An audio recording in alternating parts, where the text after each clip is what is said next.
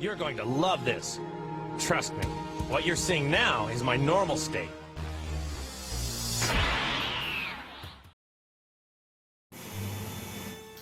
Welcome, I'm Spaghetti King, and this is the Demon Girl series by Midnight Shadow ASMR.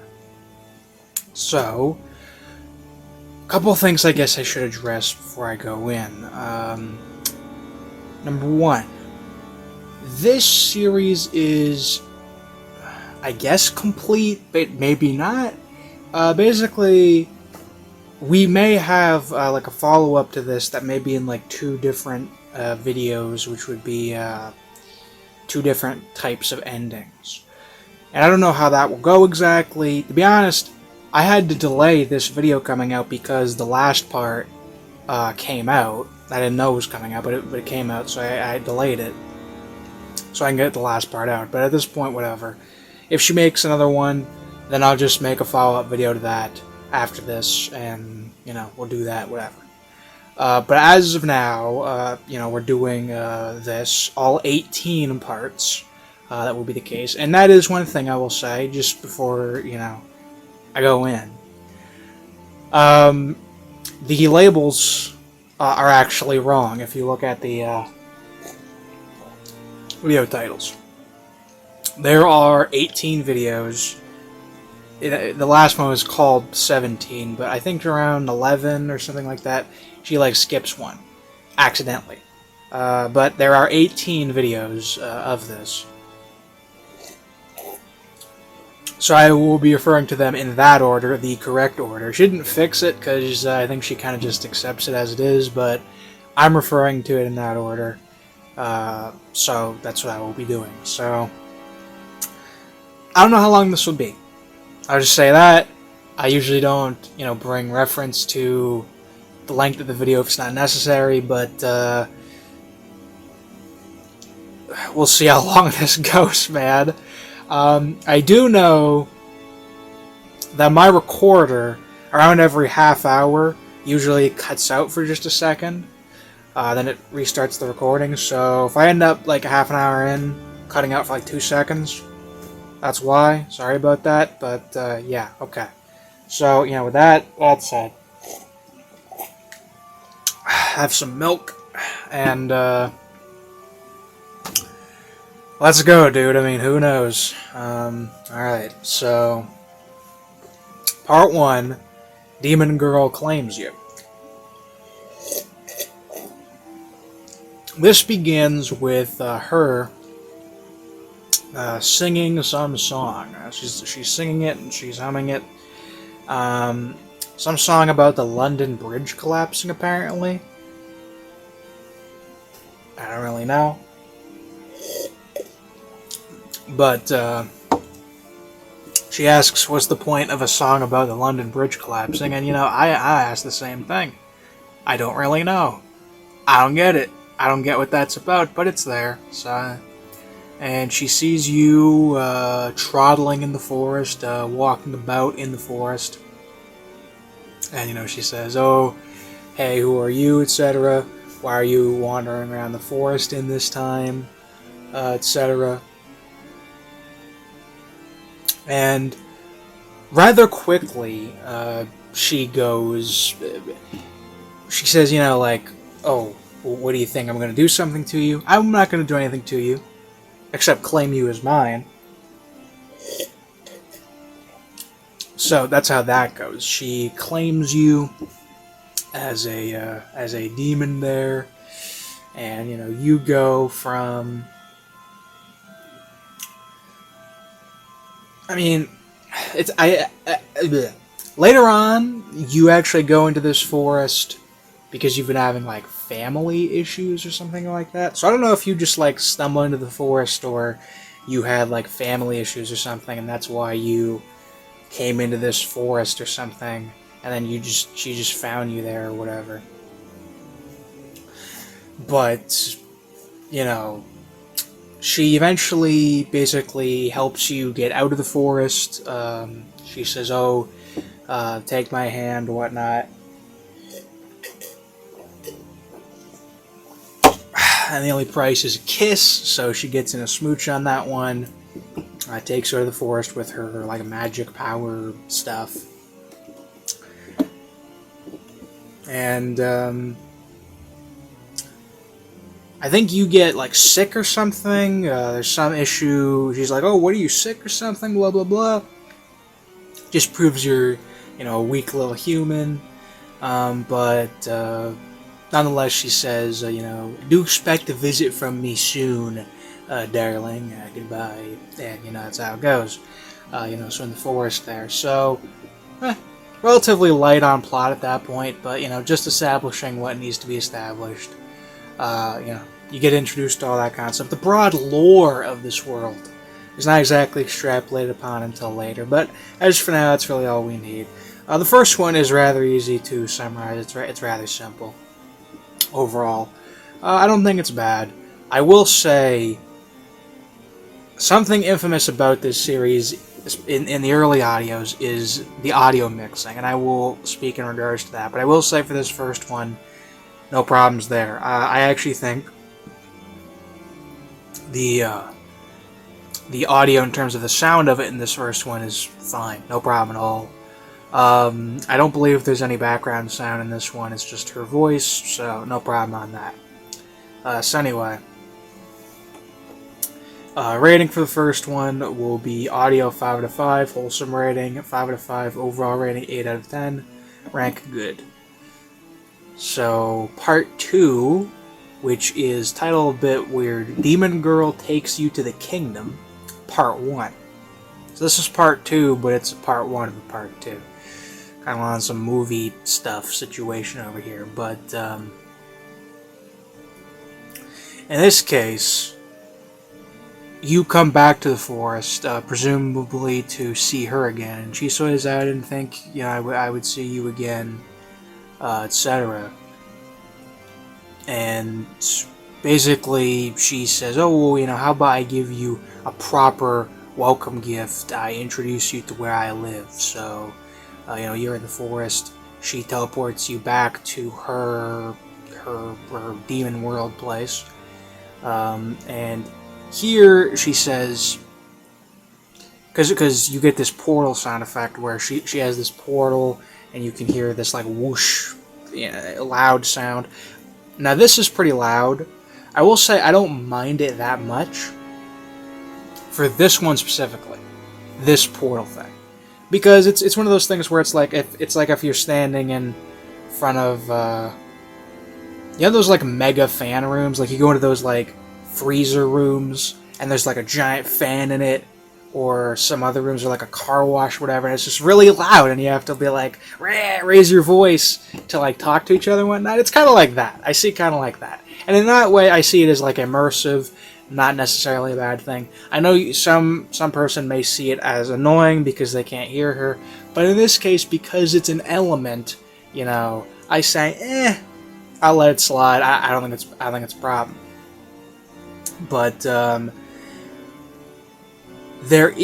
music does come in this one, and throughout this entire series, I believe she uses 3 different songs, and I think for the most part she uses only 2. I think there's a third one, but it's only in the like Demon Girl Gets Jealous one or whatever. I believe from what I remember. So this one, it plays this one song.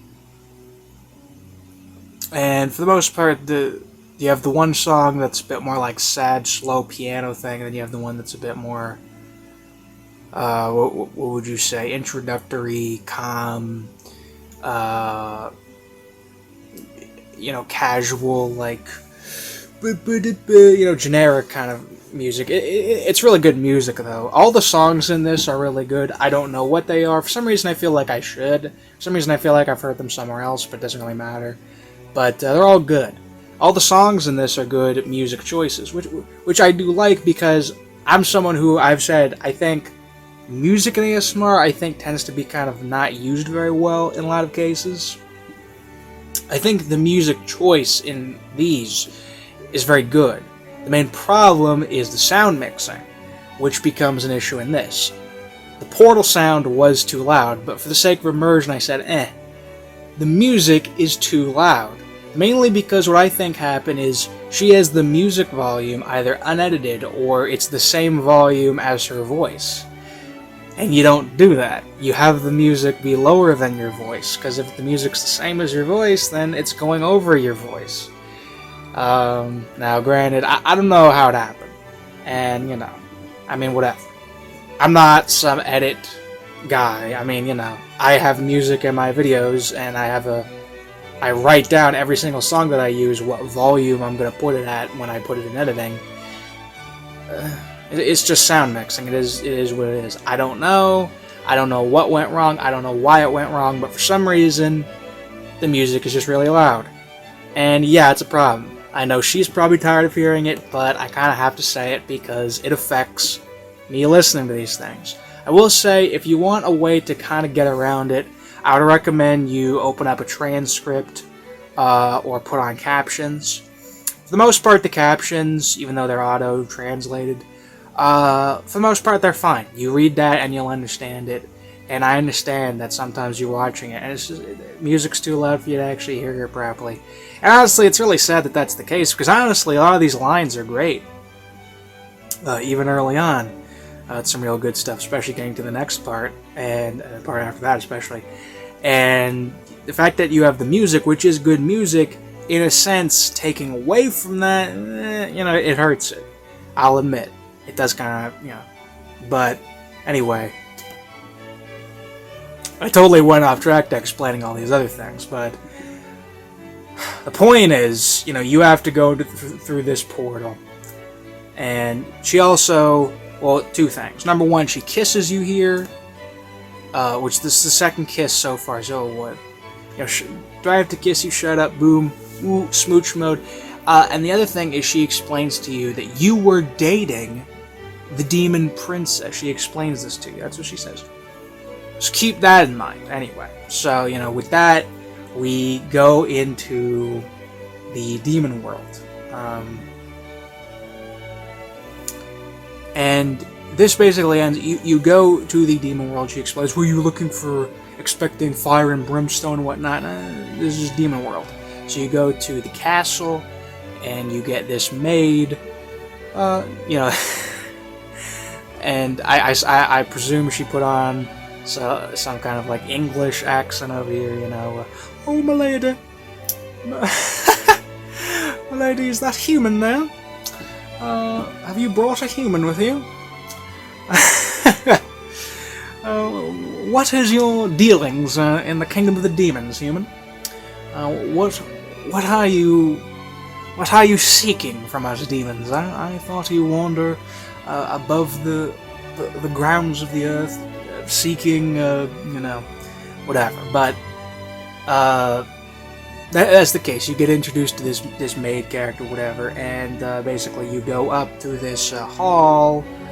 It's explained because, hey, I remember the location. You see, the location is that you go up through the halls, and then you go through the bedroom, and then at the very end of the bedroom is Daddy's room. That's where, like, the Demon King is. I remember the description.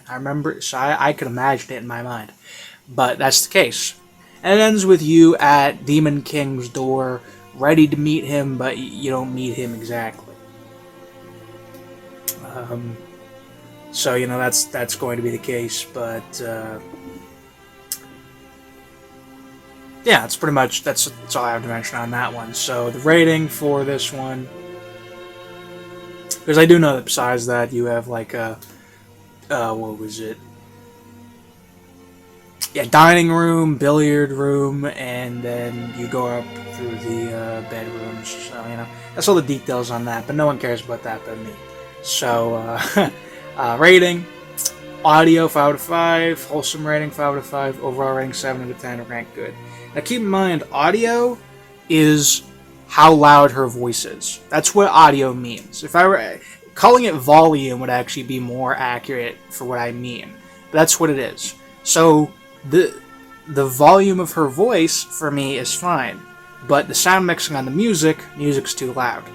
So I can't hear her for that reason, but that's what it means, okay? So keep that in mind. So you're going to have good audio ratings for this, but I'm going to be mentioning separately music is kind of like problematic in terms of being too loud, but that's how it goes. But anyway, third one, Demon Girl Takes You to the Kingdom Part 2. So, this is the one where, well, number one, you have Daddy. I call him Daddy. Or you could call him Demon King or call him whatever, but he has his own voice. He is voiced by Biohazard Shade VA. I said you'd be in here, mate, and here you are. And you'll be in here a while from now, but you're here now. And a couple things to mention. So number one, she's all like, oh, well, I guess I need to put on like an edgy voice because he has like an edgy voice. So. Well, if it isn't my daughter and this pathetic piece of scum, and she's all like, "Oh, he's not scum. I've claimed him. Whatnot. He's mine. What is he doing for you? Comforting me." So this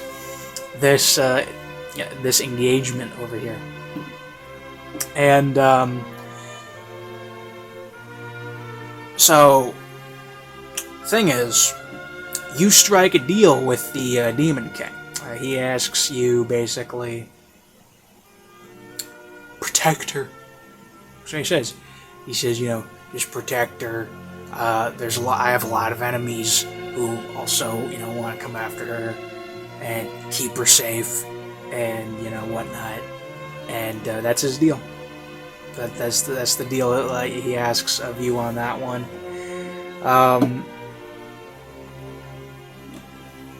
So, basically, he agrees with you being there, like, very, very quickly.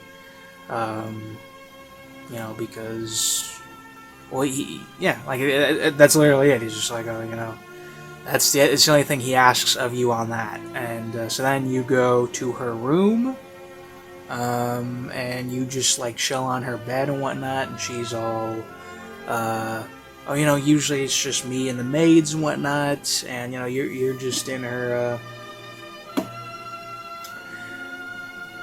you're just in her room, and this is where we get to what may be inconsistencies or something. Basically, what she says is, so humans do a thing where on the bed, they do a thing where they, cuddle.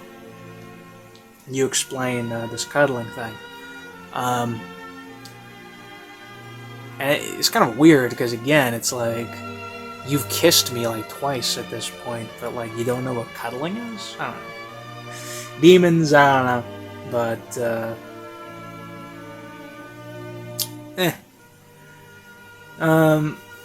but yeah, it's basically all I have to say now. She's like, oh, well, thank you, human, truly, whatnot. Good night, see you in the morning. So then you fall asleep at the end of that one, and I'll mention that as we go into the next one. But as for this one, the rating for the third one, well, okay. Last thing I'll mention is, in this one, you had a couple interruptions. They were interrupting each other quite a bit. Daddy and Midnight over here. And in this one, I thought it was fine. I thought it was good because, truth be told, I do not necessarily oppose interruptions in dialogue myself. I know a lot of people do. I know a lot of people say, oh, they interrupted each other. This is badly written dialogue. This is badly scripted. And they think it's bad. It can be, but for me it depends. Like, for example, I know a lot of people look at Sonic Adventure 2, and they look at the cutscenes in that game, and they poke fun at it. Like Shadow's like, that blue hedgehog, get of all places. I found you, faker! They're interrupting each other. And the reason they're interrupting each other is because the lip-syncing of the game is attuned to the Japanese dub, and this is an English dub of the game, so, they did not plan the lip-syncs to go over the Japanese lip-syncs. And for that reason, their lines are too long, and they end up interrupting each other.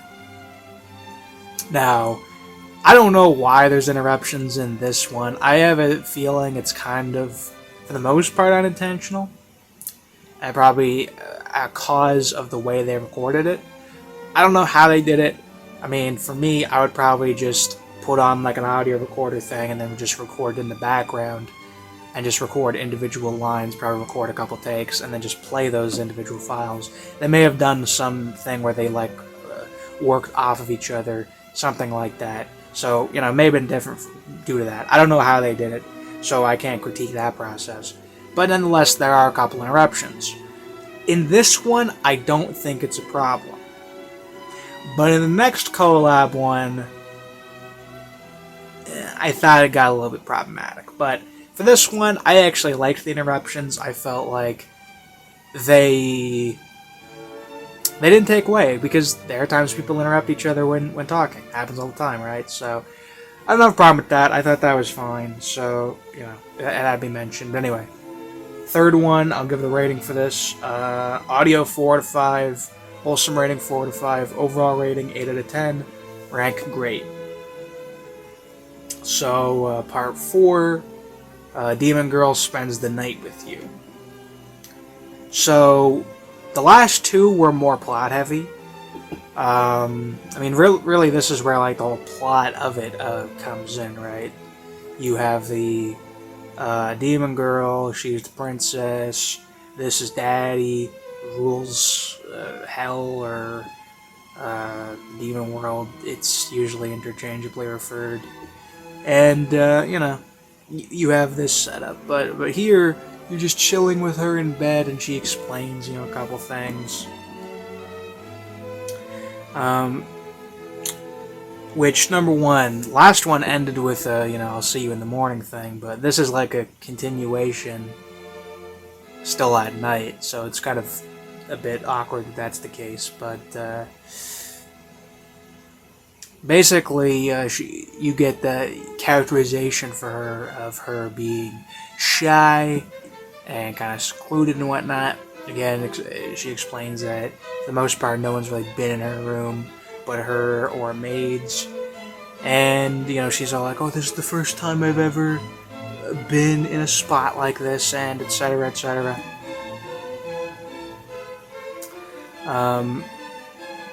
She says a line like, I'm mated to a human. I feel like this has never happened before. She says that. And I don't know if that's actually what she said, because again, the music was really loud, so I think that's what she said, I'm mated to a human. I think this is the first time this has ever happened. But a weird thing is that she says, I must have been the first demon you've ever met. I'm just checking this line to make sure I'm right on this one. Oh, I'm one of the only ones. Yeah, that's what she says. I must have been the first demon you've ever met. One of the ones. Which is just like, what's with that? You've met other demons before? You've walked around the woods and you've encountered a couple others? That line is kind of weird and never brought up again, but anyway. But, you know, basically it then goes into like a semi-comfort audio sort of thing. Not really comfort audio. Basically, you're just chilling. And it's just comfort immersion. And, you know, she's like, oh, you're blushing, that's so cute. You know, we should probably sleep now. You know, you're so warm. And then, you know, you start to fall asleep and whatnot. And, you know, yeah, there's a point where she's like, oh, you could even, you know, listen to my breathing or whatever. As if provoking ASMR or something, but, you know, and you have not a pillow fight, but she's like, oh, don't hit me, don't hit me. And, yeah, it basically ends with that. You go to sleep, and that's how it goes. So, I will say, yeah, before I give it the rating, I will say music probably was even more problematic in this one. I think the third and fourth ones are for the most part okay with it. It's the fifth and sixth where it really starts to get problematic. It starts to get more problematic in the fourth one, though. It's real loud. And her voice seems a little quieter, and the music seems around the same, so it gets even harder to manage. But anyway, rating for the fourth one. Audio 4 out of 5, wholesome rating 5 out of 5, overall rating 9 out of 10, rank great. my opinion, one of the best ones. Maybe the second best one for me. The fourth one here. Really good. One of my favorite ones. But then we get the fifth one. Demon Girl Sends You Home. This one also is a very good one. Actually probably has more meat on the character end than the last one.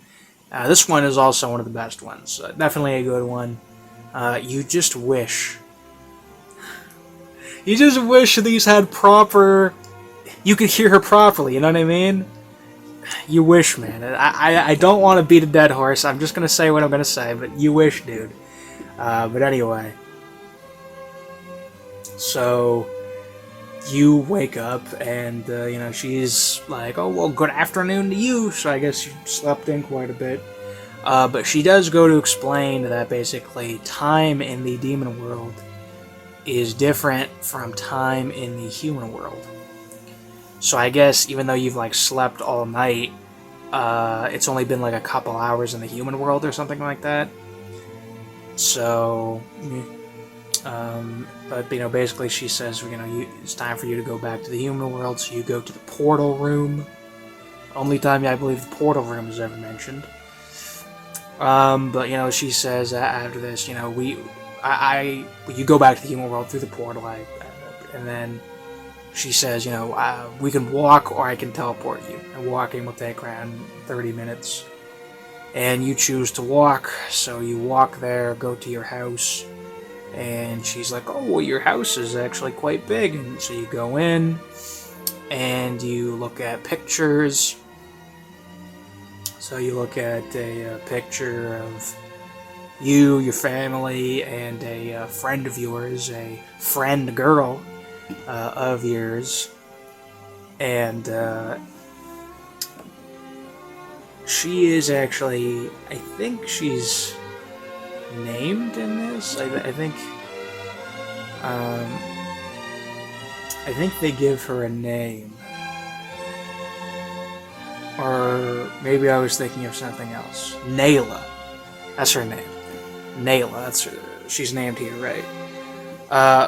So this is your best friend, a girl who is named here, and I don't believe she's ever directly mentioned again. She may appear again in the form of another character, but it's kind of unclear, but she's mentioned here nonetheless. I will say, no jealousy implication as of now. She's perfectly fine thinking Miss Nayla is just simply your friend. But hey, maybe things will change in the future. But, yeah, so... Also, it's mentioned that Nayla sings, and she plays Fly Me to the Moon. Fly me to the moon, and let me play among the stars. Oh, my evil boys, eh? Yeah. I would have to think of that, or I don't know. Reach for the moon on some Toho action, but you know where I'm at. But, yeah, besides that, is there anything else? I'm just looking if there's anything else. Yeah. So, probably what I would say is, you do get some good characterization here where she explains how this whole claiming thing works. Which is that, basically, a demon will claim a human, and the human and the demon generally stay together, but sometimes they don't. Sometimes the human goes and forms their own family, or demons, form their own family. Which, granted, I don't know. I presume this is just referring to demons claiming anyone, like demons claiming other demons, usually, not demons claiming humans or something like that. But, regardless, in this case, basically, she says that there's a chance that things might not go through, but she says, oh, I want things to go through between us. I want us to stay, and, maybe when I'm walking down the aisle, we can play Fly Me to the Moon. And let me reach above the stars. Oh, some of Eureka? Yeah. Man, listen to the Eureka chant on that. Get me some Eureka up here, dude.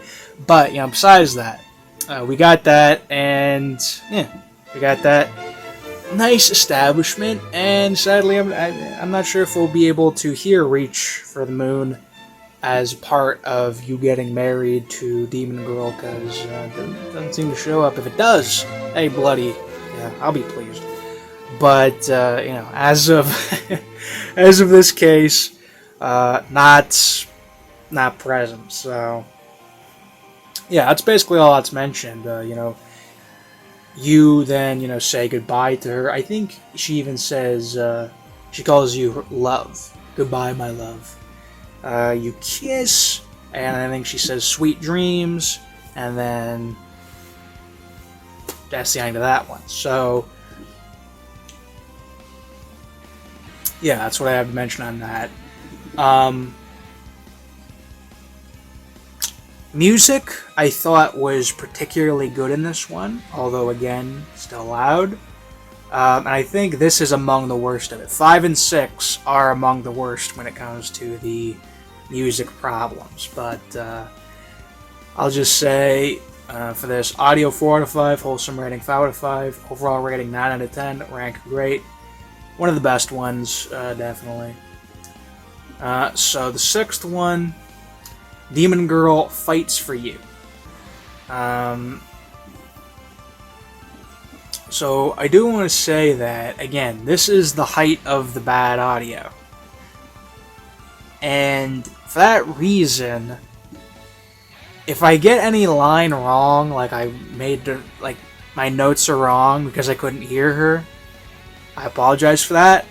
But this is where it gets the most difficult. And again, I've said, put on a transcript, put on captions, and just go through that, and you'll get through fine if you have trouble with it. But yeah, but thankfully this one for the most part is very simple. Now, in this one, you are kind of like quickly reintroduced to Demon Girl. This one is also in the forest. It being in the forest is kind of random. Although most of these early ones are in the forest. But, basically she's like, hey, yeah, I'm back. Hi, whatnot. And I should say a lot of these start with her being like, hi, human, or something like that. She calls you human. Not all of them.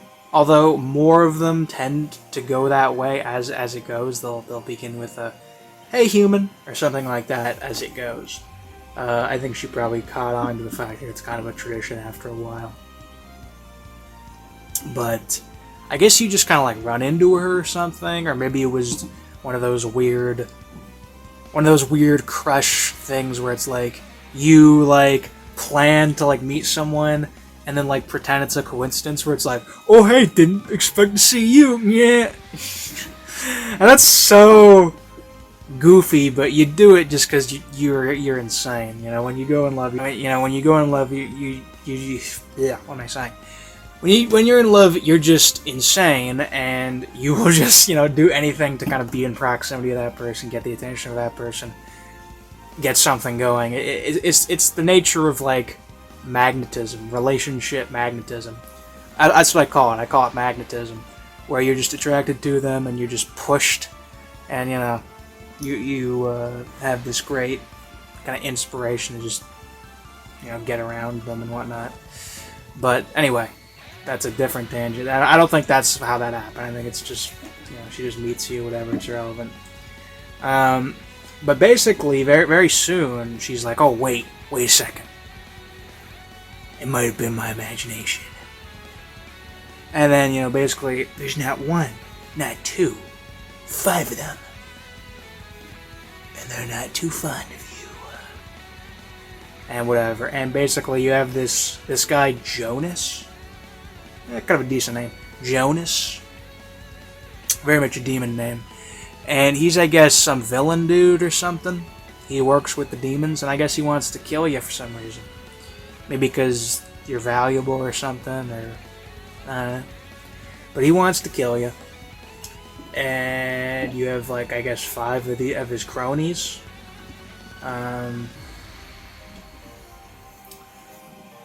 And they try to attack Demon Girl. She fights them. She's like, I think she's like, oh, I'm too fast or whatever. Like, you won't hit me. I'm too fast, and I'll break every single one of your bones if you try attacking a human or whatnot.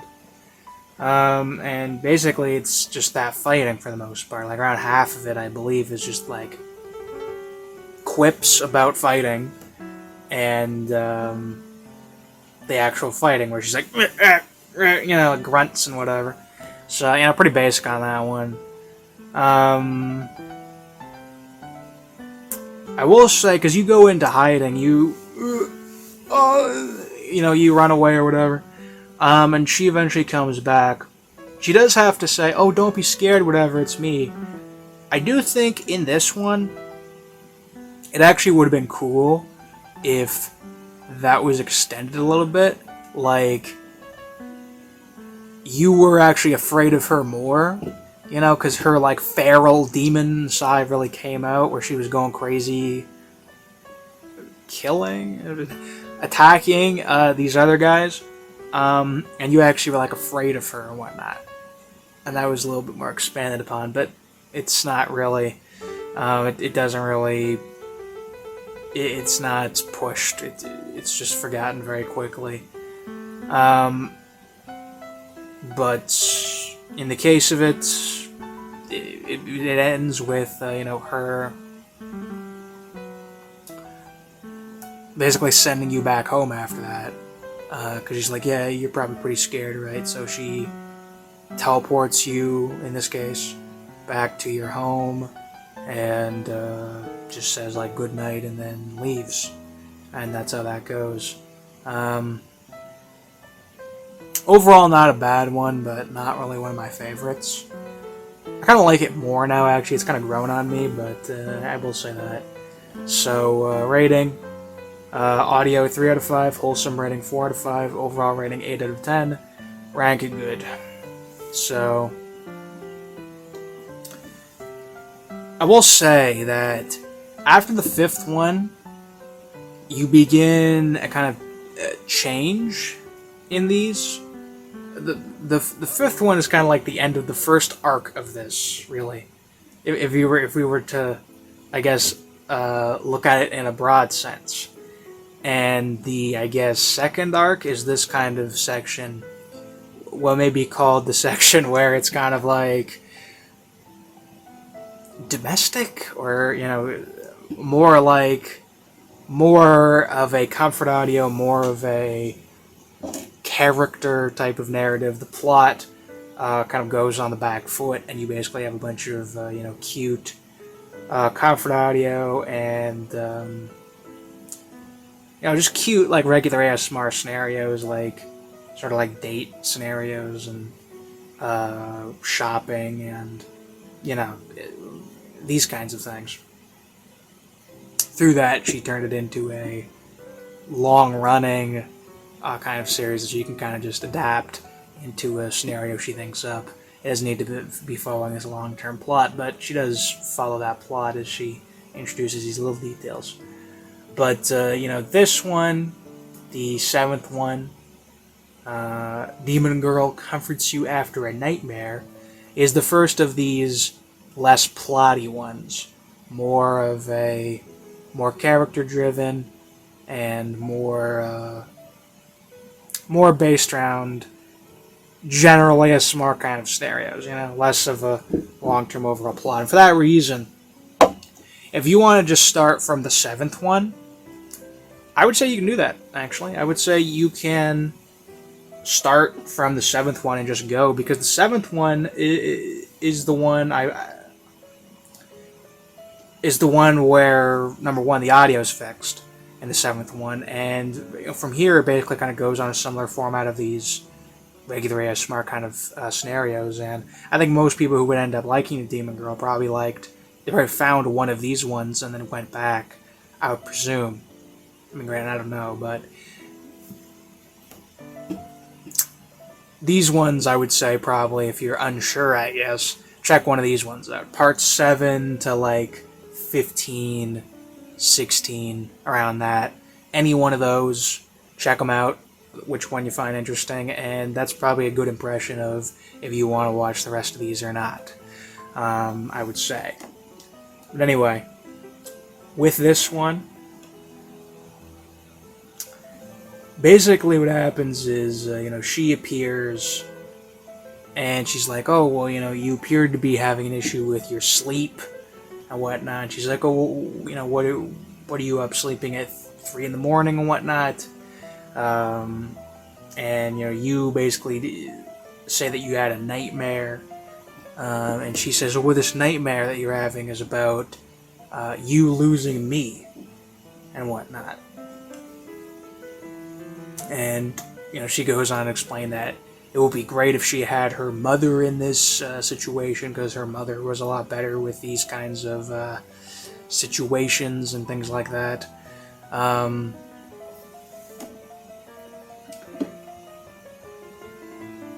Oh, what was it? I'm forgetting the line. What was it? I'm forgetting the line. Right. She says, since I've claimed you... Oh, man, forgive me. Keeping all this in my head is... quite difficult. But, she says, since I've claimed you, I've felt your pain, she explains. When you're sad, I can feel it. I can't explain why, but, if I were sad, you would feel it, etc. Basically, she's describing empathy. She's feeling your problems that you're having as it goes. And she doesn't really comprehend that. Demon Girl is kind of misanthropic and, kind of asocial, but, that's why we love her. We'll get the full Demon Girl profile in a bit, but,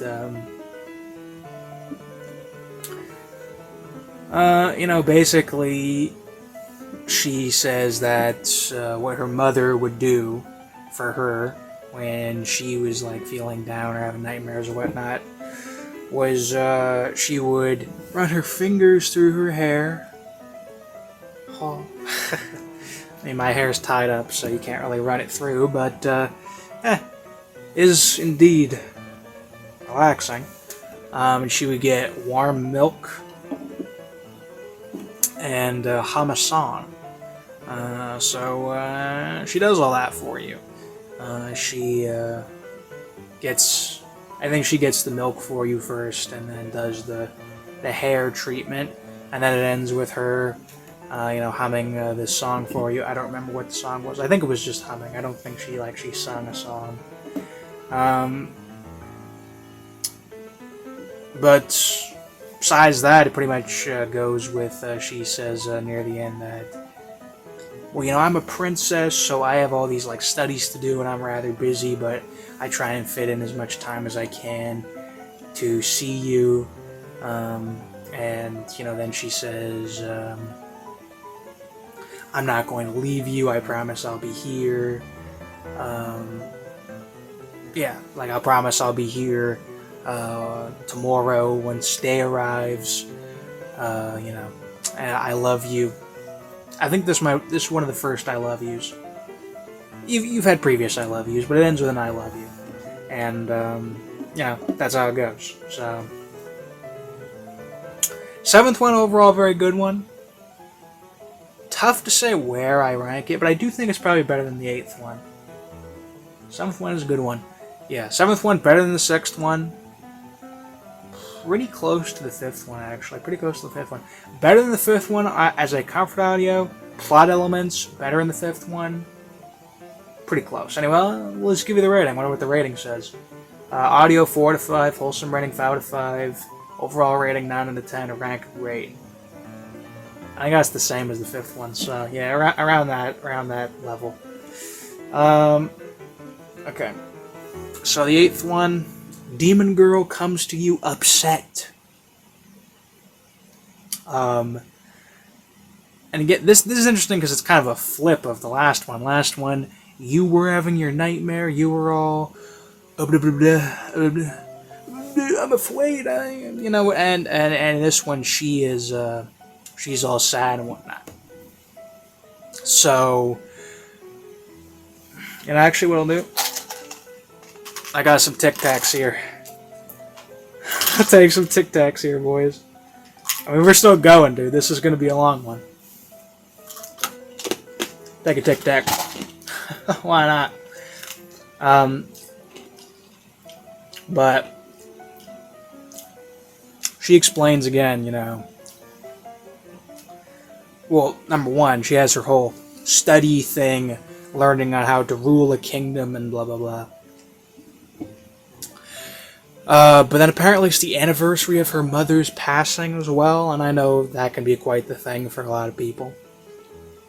So, you know, basically she just comes to you and she starts, like, crying, you know, soon into that. And she's all like, oh, no, I shouldn't be crying in front of you. I'm sorry about this, etc. And, well, two things. I mean, number one, most of this audio progresses with basically you kind of, like, distracting her. Wow, I shouldn't say that. That makes it sound less, like, endearing. But basically you talk about things that make her happy and whatnot, you know, and it distracts her from being sad and whatnot, which is my strategy for, you know, making people happy. If people are all sad and whatnot, and, you know, it's above me, I mean, what I do is I just talk about other stuff. Just talk about other stuff, and eventually they kind of forget about it, and that's how it goes in this case. And she's like, oh, well, you know, you were able to get me all smiley and happy, you know, thank you so much for this and whatnot. That's really, like, the core of it, but one other thing that's mentioned, I'm just looking for, yeah.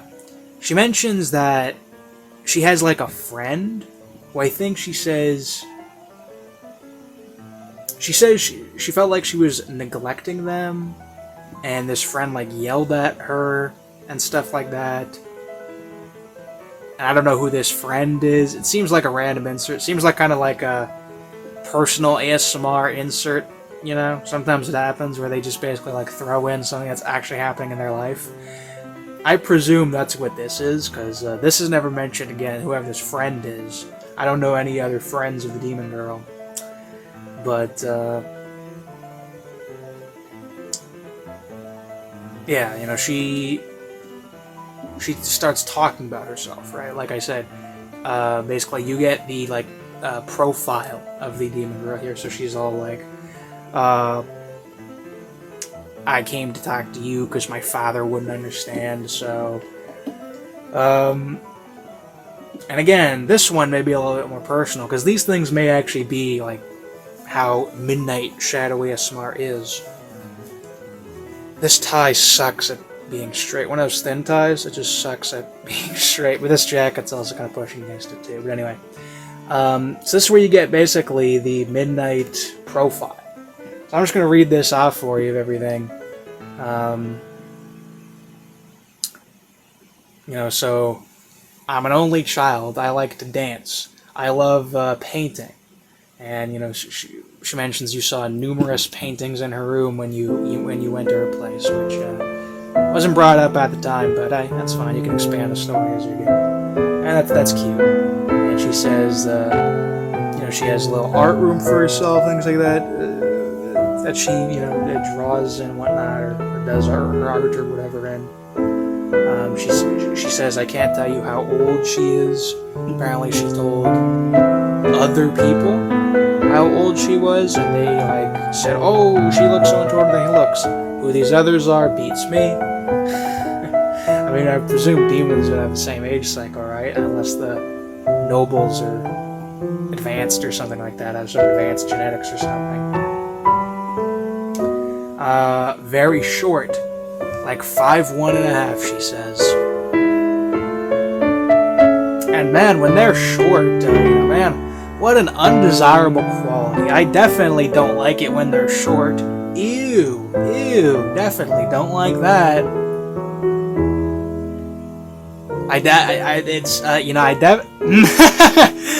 No, it just sounds like the Demon Girl. It sounds really worth it. Sounds like the Demon Girl is a viable candidate. Actually, it comes from where I'm hearing. But the last thing is baking. Apparently, her mother taught her baking. I think she says she made like Christmas cookies or something. Christmas cookies seems weird because you would think like the power of Christ compels them or something, but whatever. I mean, maybe they're not like Christian demons. This is some kind of different sect of demons. They're just their own demons, and they don't really care about Jesus Christ or something. But yeah, it's like basically you just get these details, and she's like, yeah, thank you for talking to me about this, and I don't feel upset anymore. It's as if I've forgotten these problems and whatnot. And she's eventually like, oh, you're starting to look tired, so we should start. Well, you should start to sleep. Good night, my little human. And that's how that goes. Honestly, now that I'm covering it, it's actually like better than I remembered. This is actually a really good one. It's a really good one. Probably not as good as the 7th one in terms of overall enjoyment, but this is a really good one. This is close. This is actually close. But anyway, I'll give you the rating for this one. Audio 4 out of 5, wholesome rating 5 out of 5, overall rating 8 out of 10, rank great. Very good one, very good one. So this is a funny one, the 9th one. Demon Girl tries to help you study. Even in the whole title card thing, you have an asterisk around the study. So she's on some real strain or on some real difficulty on this, but she tries. But basically she's like, oh, what, are you working on something? And you explain, yeah, I'm working on homework. And she's like, oh, what's homework? And you explain, and it sounds like prison, is what she says. And she's like, yeah, we have prisons, of course. We have dungeons in hell and whatnot. And again, this is where some questions come in, like, so she already asked, like, what are cuddles in the 4th one? And this, she asks, like, what is a girlfriend? And it's like, she mentioned the fact that you're dating in the 2nd one. The fact you don't know what a girlfriend is, it just seems strange, but, anyway. So she says she didn't have school. She was just taught how to read, write, speak like a proper lady, and how to rule the demon world, apparently. That's what she was taught. But she does apparently know about, like, multiplication, subtraction, division, and stuff, so I guess she'll pick it up somehow. Not like I can do my times tables fantastic, but when it comes to math terms, I'm pretty not that great, but anyway.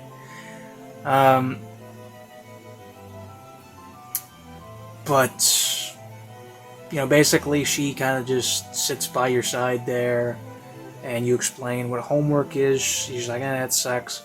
And she's like, oh, well, I can be your personal cheerleader. I can bring you snacks. I can bring you chips, whatnot. And eventually she just gets bored. And she's like yawning, and she's like, yeah, I'm bored. So, I want to cuddle with you, human. Yeah. And, basically that's how it goes. And for the most part, it's just the quips that support this one. Basic summary for it. This one's quite the basic one, but it's definitely an entertaining one. I do like this one. One of the more rewatchable ones, I would say. So, she does say people instead of humans in this. She's like, oh, how do you people do it? It's the first time I said people instead of humans, so there's that, if you consider that development, but I'll leave it at that. So rating for the 9th one, audio 4 out of 5, wholesome rating 4 out of 5, overall rating 7 out of 10, rank great. A bit more less meat to it, but overall an enjoyable one. So the 10th one, Demon Girl helps you relax.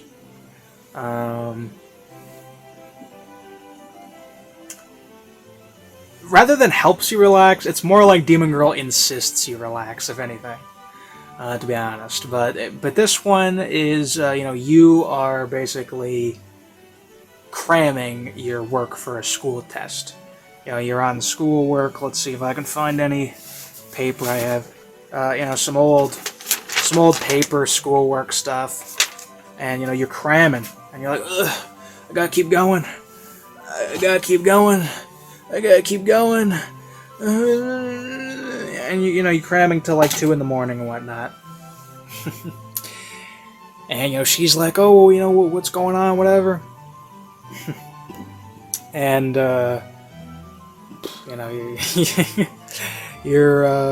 you basically are like, no, I gotta work on this school stuff, whatnot. I have to keep going, duh.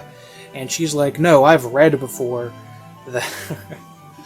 The thing you'll hear from women. I've read before, but in this case, it's true. I've read before that when you humans lose sleep, you are less able to think well and whatnot. And is this the one where she mentions?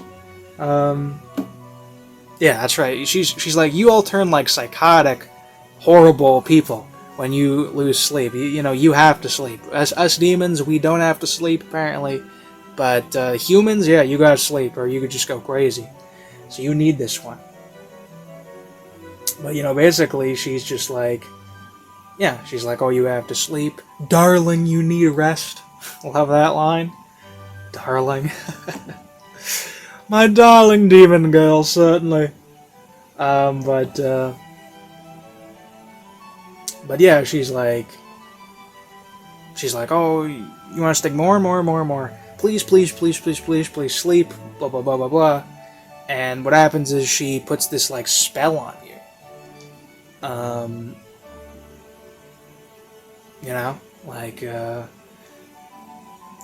This binding spell, something like that, so bringing her magic back. And she, like, binds you and forces you down and says, okay, you're gonna sleep now. And that's how it goes. So she, like, forces that on you. But yeah, it's like, honestly, a lot of it is just this, like, please, I want you to do this. But, it ends with some pretty good advice, which is, take all your devices away, get away from the internet, and, just rest and sleep. And, she's like, do you want me to get on my knees for you, whatever? You have to, if I have to, I will, man. But, but just force you onto the bed. And you're trapped there, and,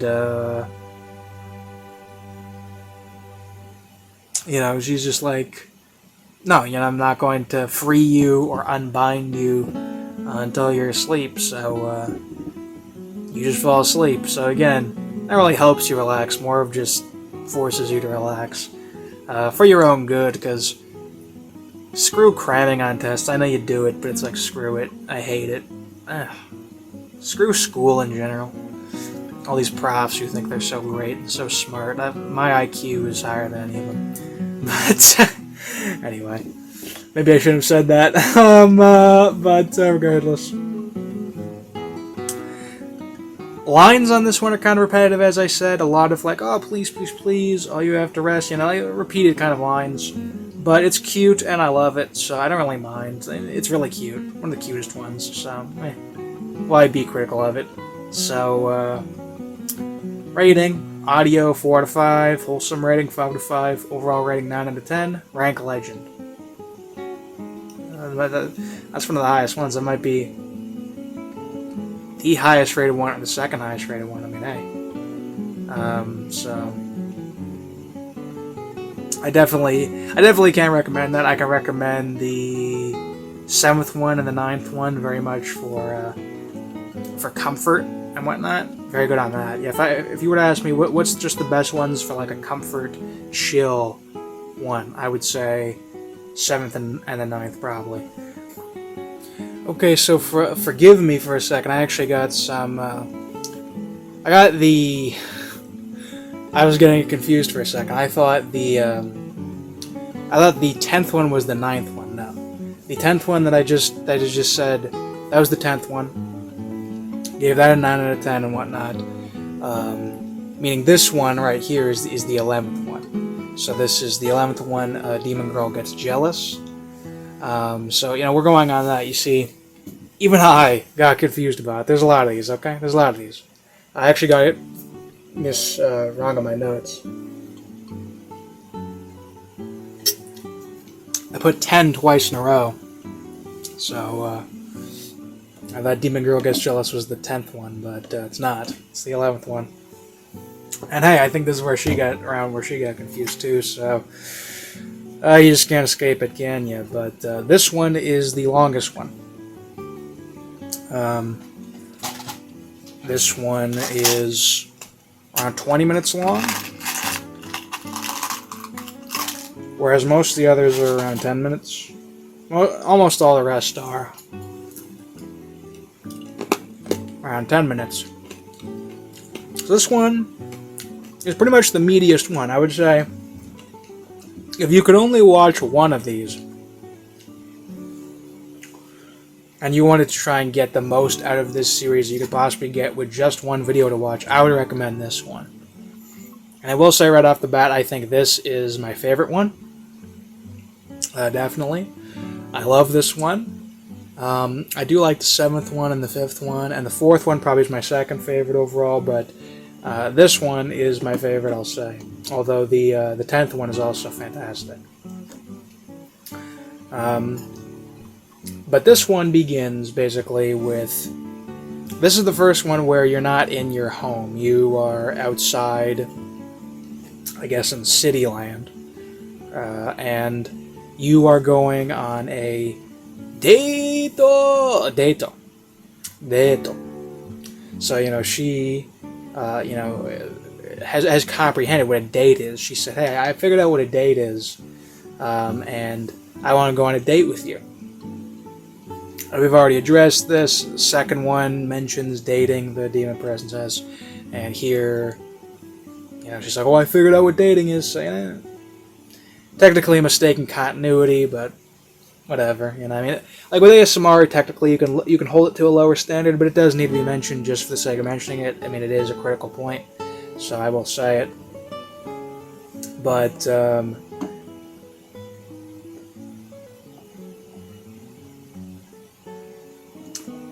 then, basically you explain how a date works. So you explain, oh, well, you gotta like dress up and whatnot. And she's like, oh, casual, what's casual?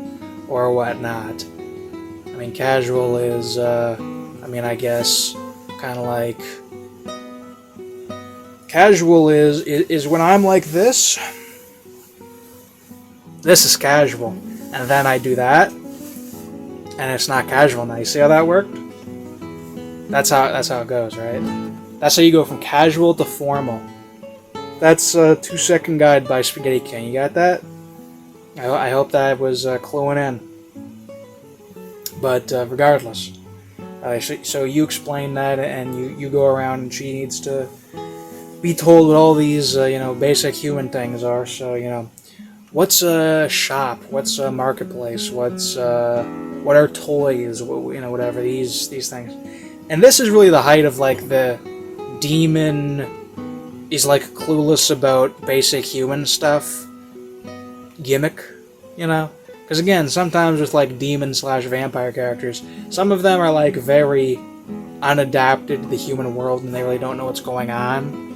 And then others are, and they, it depends on how you want to write it or whatnot. But in this case, Demon Girl here just has really no clue what's going on in a lot of these cases. For the most part, it was exaggerated throughout time as it went, but, it's not... It is what it is, but, if you want the height of that joke, it's pretty much here. She does mention, so you go into, like, the mall, and she's like, oh, this is the mall? It's ginormous, whatnot. And you go to, like, get her clothes, whatnot. She does mention going in, that she can hide her horns, which is something I do like, because she does have horns, and once you get to the end of this, I will talk about the art, if you're wondering about that. But, you know, she's like, oh yeah, I'll hide my horns. So I just really like that little detail as she put that in. Just because it's like, yeah, it's not something you have to have, but you know, she put it in there anyway. But the core of this is not about you know, going to the mall for like a fun trip or whatever.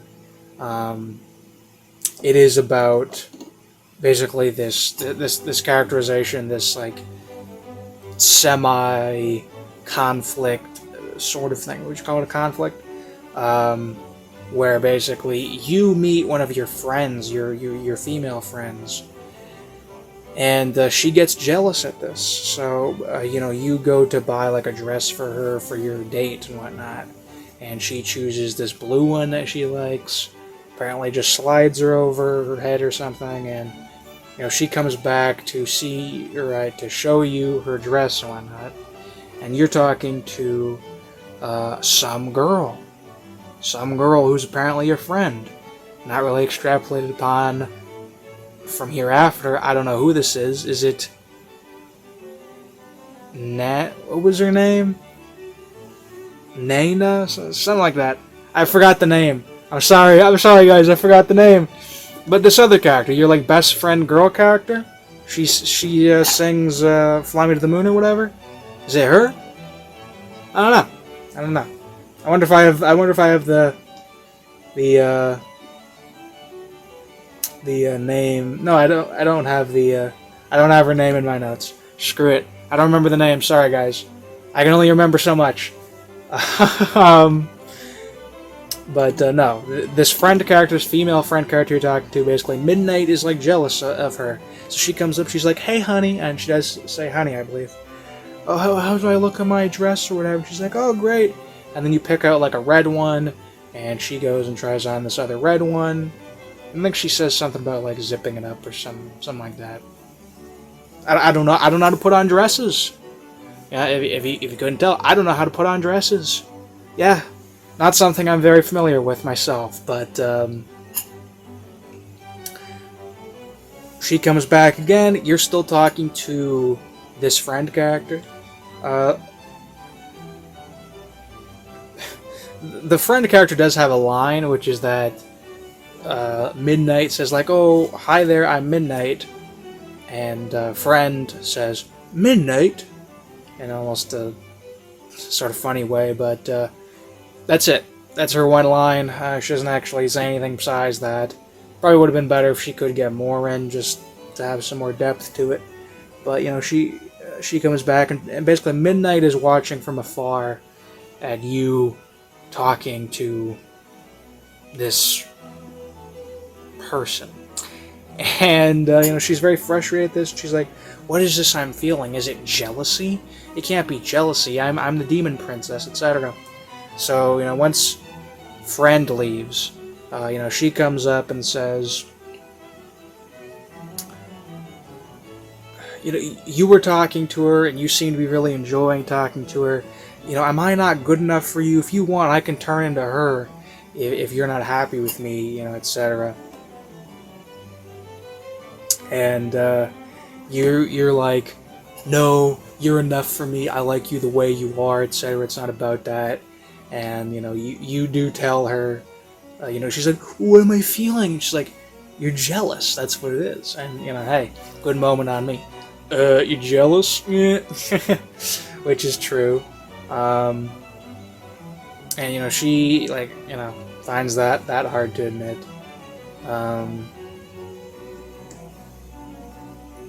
But it ends pretty soon after that, where, you know, she's like, "Oh, well, you know, I don't want anyone else but you," you know, etc. And, you know, basically you kind of like you get dropped off, you know, like leave the place, and she's like, "Oh, well, you know, it's getting late, so, you know, good night, my beloved human," whatnot, sweet dreams. It kind of just ends from there. Ending is kind of abrupt, but But it's fun because you get that whole development moment. And really, the goodbye is not really the big thing. The moment is that whole, you know, I only want you, you know, this extrapolation, this character interaction. That's really the most important thing about it. So, yeah, this one, I will say overall, my favorite of them. My favorite of them. I think the character interaction is the best. I think everything that goes on is the most entertaining. The fact that it's this long, the dress thing as a concept, I just like all of that.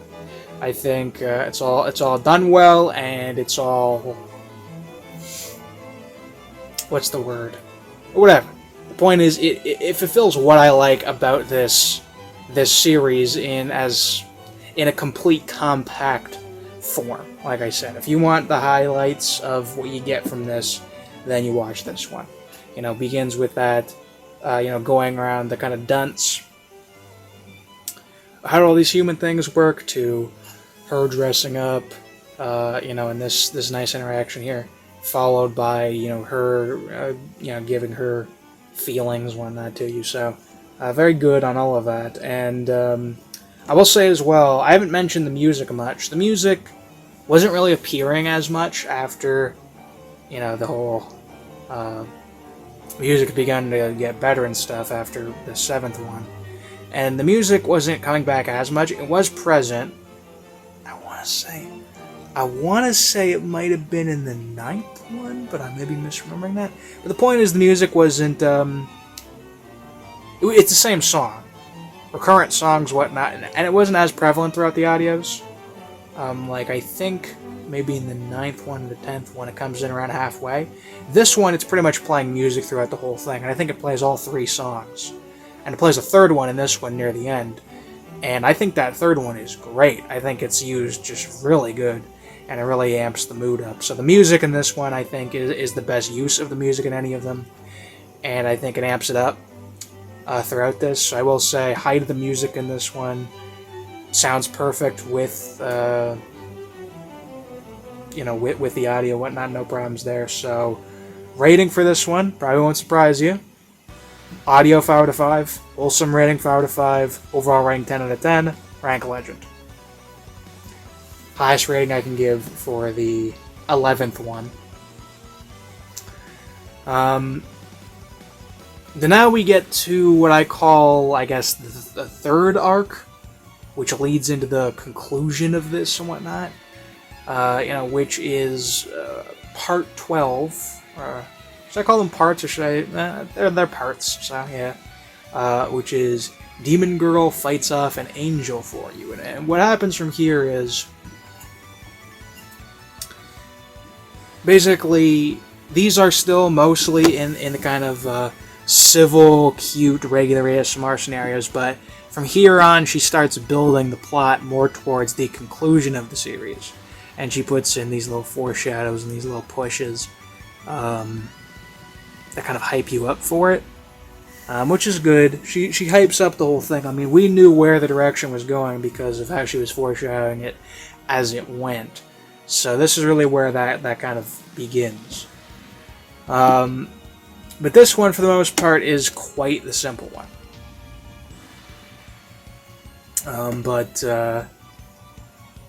So she's like, oh, hey, human, it's been a while.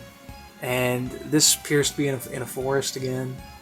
And, you know, quite quickly, it's, you have this angel come up, who is called Celeste, who is like this evil British, you know, type, who is, you know, I've come to take that human from you. That human has been, you know, covered by you wretched demons and needs to be taken back to the hand of God, or something like that. And, she basically, like, yeah, she wants to take, like, you, I guess. She likes you or something like that. Claims you, whatever. It's not really clear. I think she says claim you, so, you know, that.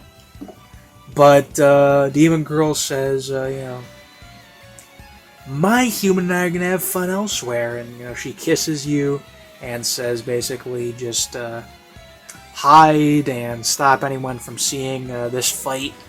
So you have some fight, you know, this fighting thing where it's fighting. It's ASMR fighting, so it's like sound fighting, grunts, whatnot. And yeah, it's like, you know, they mention powers. They mention that she can like regenerate, I think. So like demon regeneration and whatnot. Not exactly an admirable thing. Two lines I really found interesting. And there have been a couple lines where she like muddled it or failed the line or something like that previously. I don't really say anything about those. I mean, there was one in this one where it's like, what is it? Like, you think you are, no, you don't even think it. Something like that. It's like kind of goofy. It's like a mess up, but it's like, meh. I mean, if she fails it, it's better to edit it out. But meh. I mean, it's funny too. So, but the two interesting lines. One of them is interesting, the other one is just funny, which is like, I don't give two fricks about you demons. I have to watch my language around you angels or whatever. She says that. I messed up the fact. Yeah, I need to watch my language around you angels. I don't give two fricks. And it's like, oh, fricks, eh? I remember when like the kids used to say, frick you and whatnot. It's like, you know what? Frick you is like the most cringe thing in the universe, but I think women can say fricks. I'm like, I don't give a frick or whatever. Men, I don't think can. I don't think men can say it. I think men saying it is universally cringe. Don't swear if you don't have to. Because women swearing is cringe, if you ask me. I don't like women swearing. I don't like when women swear. It puts me off. But, you know, don't swear if you're a man, but, like, swear if, like, you have to. Swear with the bros if you have to. Women shouldn't swear, but like if women say frick, you know what? That's okay, because that's like childlike, you know, cute mode. I'm fine with that. But you know, fricks. I just find that funny, dude. It just brings me back to like the playground mode. But anyway, yeah, it's just like, oh, I have to watch my language around you angels, which is kind of funny. I don't know. It's like, will God intervene if you say like swears or something? As far as I know. But, I don't know, it's like, I don't know. Some Protestants say that or something.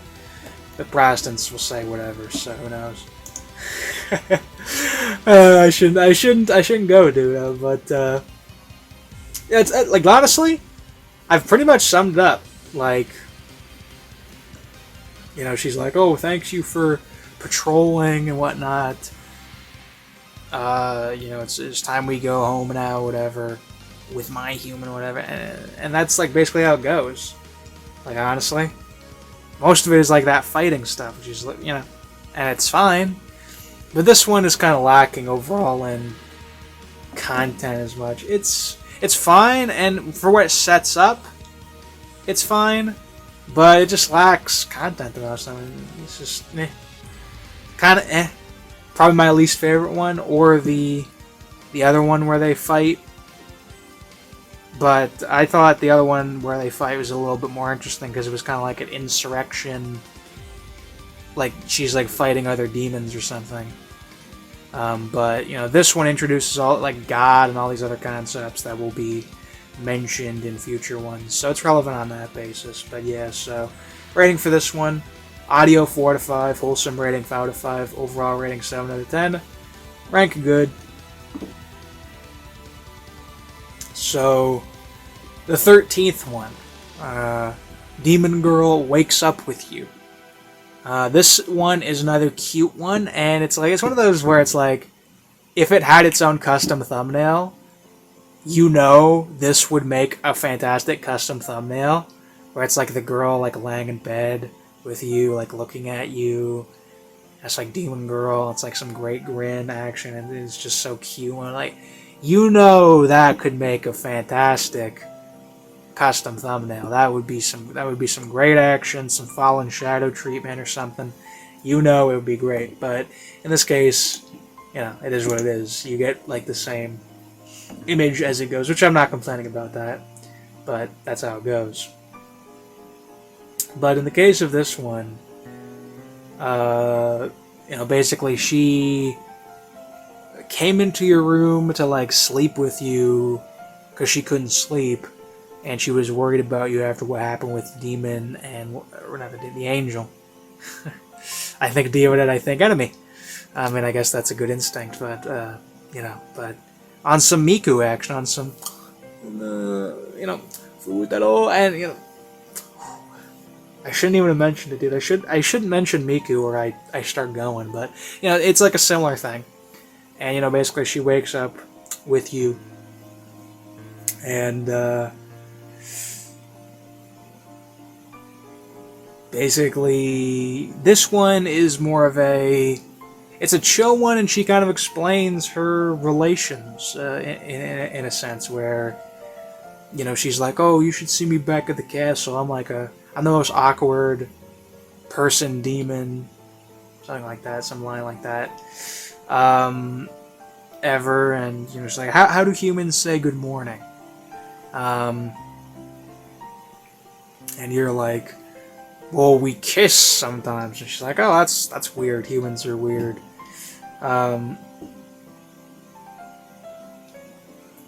But yeah, she's like, I could be caring, you know, I care about you even if I seem super tough. And she's like, I don't really care for social interaction.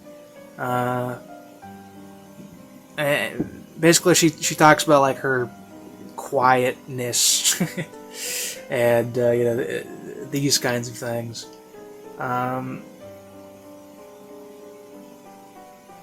And other than that, I think she mentions that like she does have to leave eventually because Daddy might come and like take her back, and who knows what he would do to you, but hopefully nothing.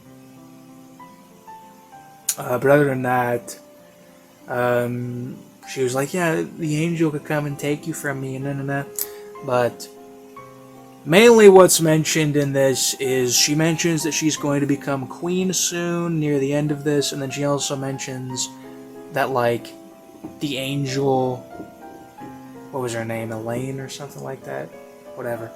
But, she's like the right hand of God, apparently. I didn't know God had a right hand. I thought Christ was God's right hand or something. Or whatever.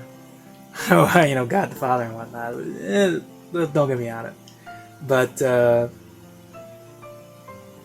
But yeah, she explains that, and explains the whole going to be queen soon, so basically kind of like setting up the end game and all that for how this goes. But overall, mostly a chill one, and a cute one with some plot on there. So again, they're becoming more plotty as it goes, but not really a mind. Ooh, kicked up my desk there. But anyway, rating for this one. Audio 4 out of 5, wholesome rating 5 out of 5, overall rating 9 out of 10, rank great. So the 14th one, Demon Girl Calms You Down. So this one is one of the more emotional ones. So basically you are in the woods again, and you've had family troubles, that's why. And she's like, oh, you know, why are you here, whatnot? And she's like, oh, well, I'll just listen to what you say. And, you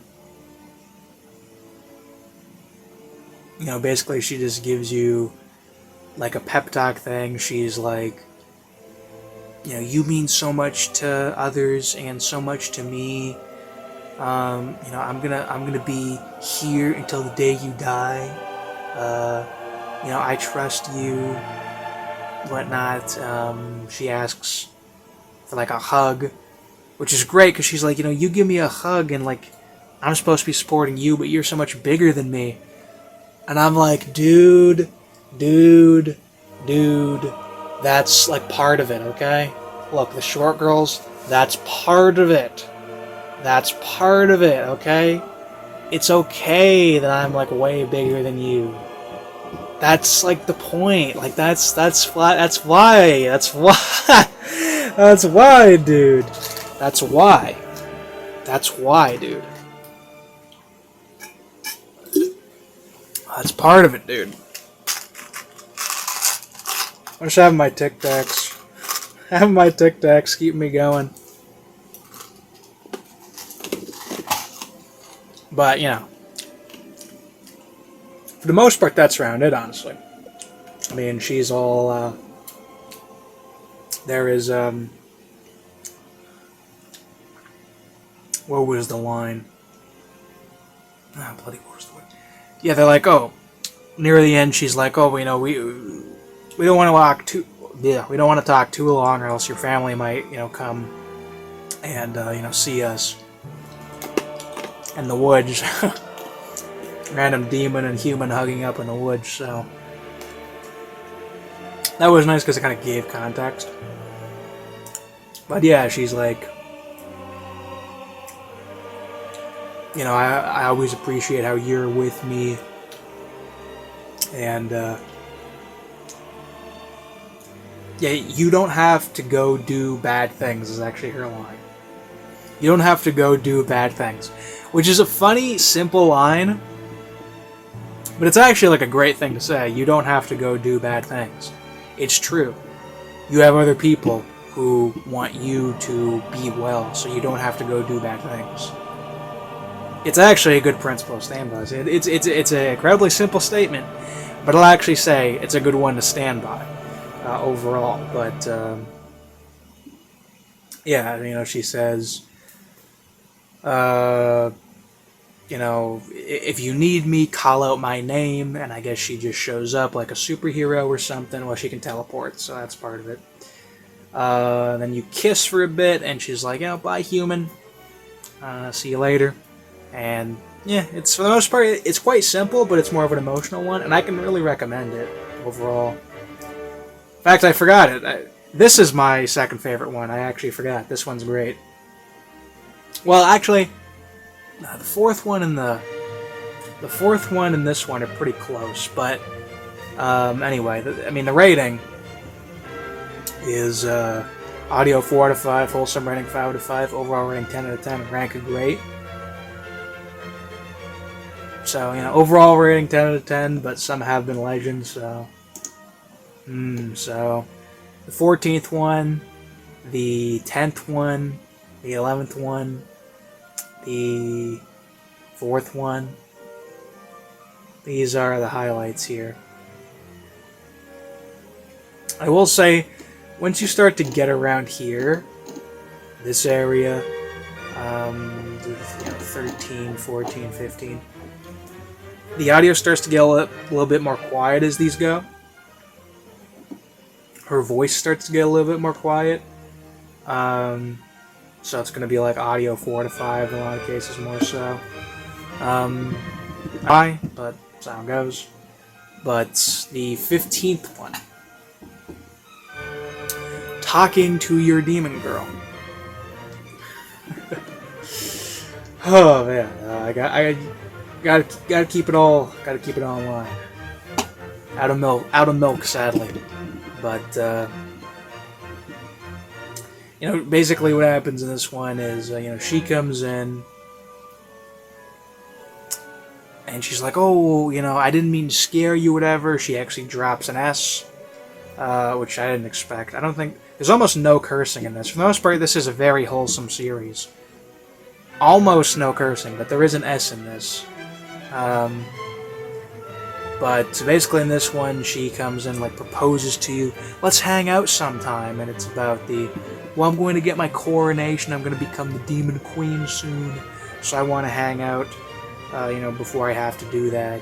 And, you know, that's basically, like, setting up that in the plot, but a lot of this is just her, like, asking questions.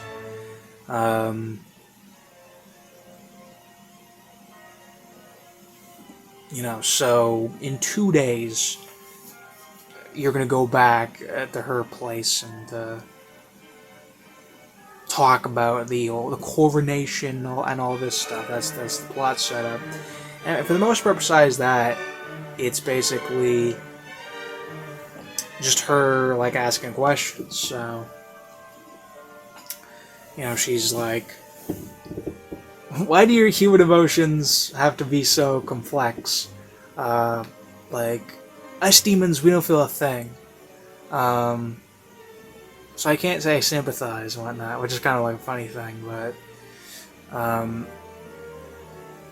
you know, "I want you to see me in the dress when I become queen." I think she mentioned earlier that it's like a big black poofy dress. Maybe that's mentioned later. It might be. But, you know, she mentions, like, she asks, like, "What is that rectangular thing you have? A phone?" And she's like, "Well, why do you use a phone? We just use, like, blood to communicate or something." And, you know, you explain, like, "Oh, you know, we can take pictures, and we can play games, and we can do everything that was, like, new to me when the DSi came out," or something like that. I mean, back in the day. Back in the day when the DSi came out, I thought that was all, like, hip and revolutionary, but everyone else already had their phones, but I was ahead of the curve because I never even got a phone. And that way, I don't need to worry about, you know, my dopamine getting out of whack and all these other anxiety issues that you people have. But, you know, you can take pictures, play games, like a Minecraft and a Genshin Impact, something like that, something. Not like I know these games. I mean, I've never played Minecraft myself, never owned it. Seen other people play it a lot, but, a little bit, not really that much, but Genshin Impact, I don't even know what that is, honestly. I see all these advertisements for it, but I have no clue what it is. I don't get it. Don't know what it is. But she plays them, and apparently she wants to, like, well, she's like, you know, "I get to fight people. Can I kill them? Sorry, I'm a demon." I thought that was a really funny line, but, you know, she asks, like, "How do you fit all these colors into this small box? The human race makes no sense to me. TV, you know, it's the same thing. I don't get it. You know, if I keep staying, then, you know, Daddy's gonna come and take me, so what he'll do to you beats me." And, you know, that's how that goes, but, and she's like, "Yeah, you know, you're giving me too much human. I love you, babe, but I gotta go home." And,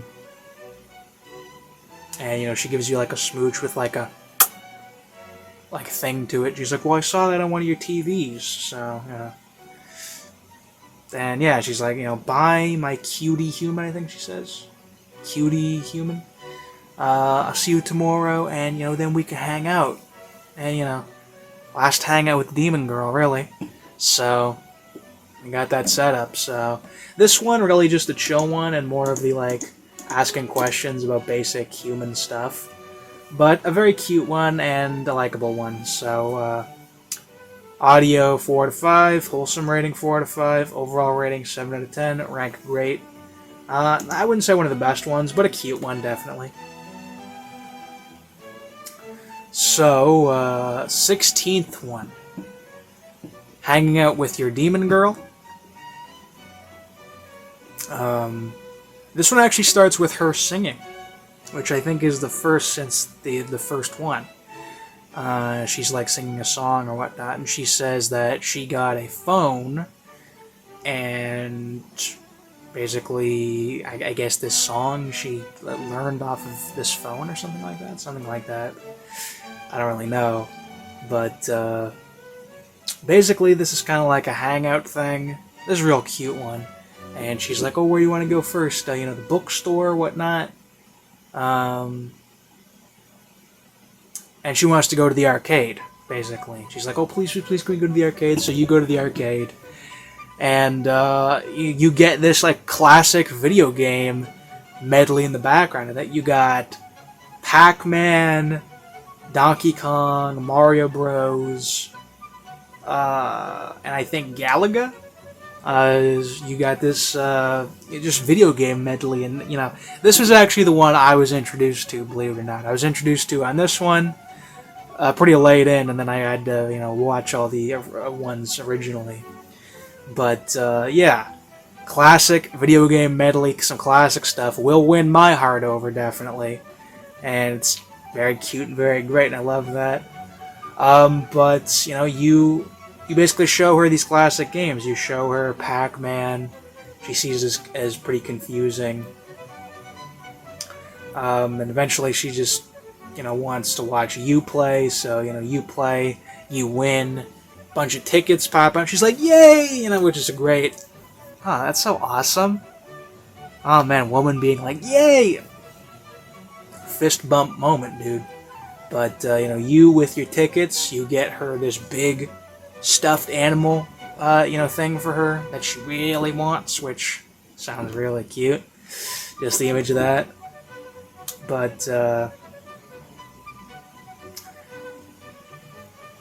yeah, so, pretty simple, honestly, with what I have to review. Honestly, I don't have much more to say on that.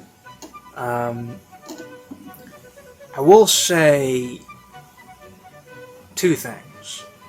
Well, I will. Three more things I really want to mention when it comes to the quips, which is number one, she says she bought a phone with people's souls, which they say they spend souls in the demon world, and apparently souls sometimes have money attached to them.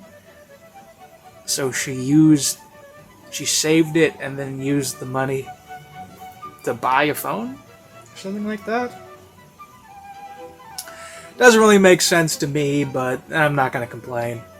And the last thing is, two last things, and she's like, this has been so much fun, bro. Which I found really funny that she called you bro and didn't even mention it. It's so fun, it was so much fun, bro. But, she says, she didn't get enough rest last night, and I thought you were okay without rest,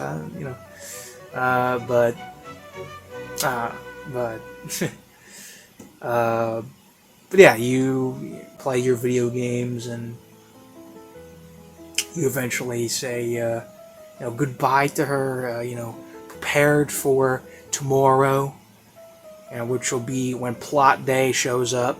So, this is the end of the non-plot scenarios. This is the end of the cute,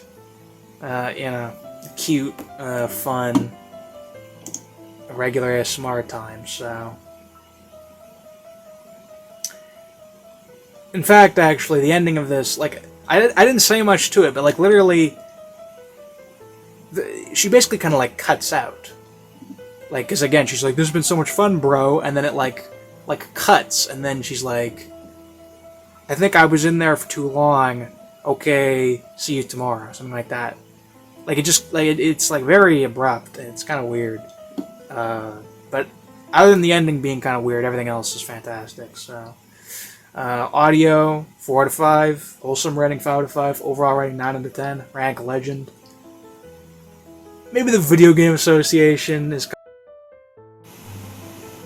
Video Game Association maybe kind of putting me up too much for it. Maybe me, maybe. But, whatever. It is what it is. It's a really good one. So, 17th one.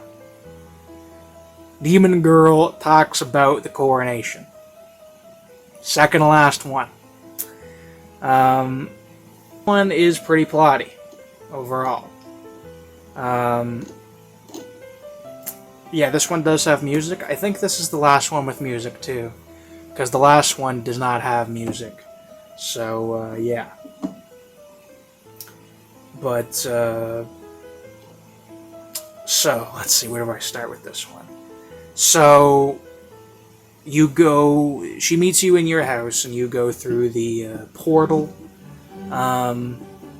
again, so, back with that again, and you go back to her house, and she says,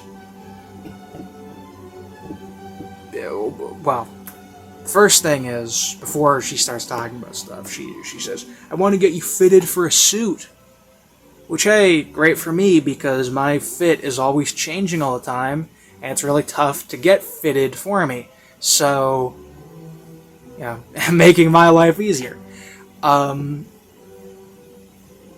I'm gonna wear like a suit or something. And, oh man, I hate wearing suits. Oh man, such an inconvenience to wear a suit. It's so difficult. I hate doing that. I would never got dead wearing a suit, man. I need to be forced, dude. It's so uncomfortable. So lame. Who does that? I wonder who. But indeed, she's wearing her, like, I think black or a red poofy dress, something like that. Yeah. Dark poofy dress, she says. Forgive me. She has to get hers refitted too, just like you, so, we'll both be on the refit today, and, that will be the deal, so, and basically from there, she just explains that, she explains the coronation, so she's going to line up with a bunch of other demons, whatnot, daddy, other elites or whatever, and sit there and, get the crown, and the crown apparently belonged to her mother first, so I guess daddy was made king in vacancy, I guess you would call that, and, basically, I guess it's like tradition that, like, the demon monarch chooses someone else to be their consort, if I were to use that word, their other royal person. They marry someone else, and then that person is also royal. I don't know if it's like a king and queen, although it seems to be in this case you'll be the king of the kingdom. And she wants you to be that role. She wants you to fill that role. So that's basically it. And she's like, oh, well, will you? And you're like, yeah. Oh, you accept? Oh, this is the best coronation ever. I'm so excited, blah, blah, blah. So she's in a good mood at that. Love you so much. Very cute. And that's how it goes. Pretty much that setup. So, you go back to her house there and you chill there, and don't believe there are any paintings mentioned. The painting's on the wall, but we've been there before. And you just that's literally it.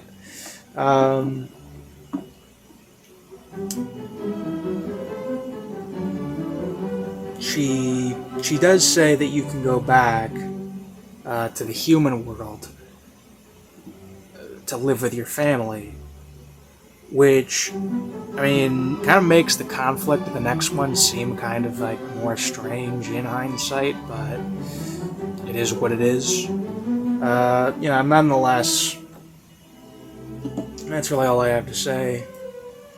So about that, less than I thought actually, but rating for the 17th one. Audio 4 to 5, wholesome rating 5 to 5, overall rating 9 out of 10, rank great. So, was a good one, and good on the plot, good on addressing all that. But this is the 18th one. The last one, as of now, maybe there will be maybe like 2 videos on the 2 separate endings or something. If there are, then I'll address them in follow-ups, but I just want to cover this for what it is. So, the 18th one, Demon Girl becomes the queen. Now, this one is quite a bit different because it is a collab. You have several ASM artists in it.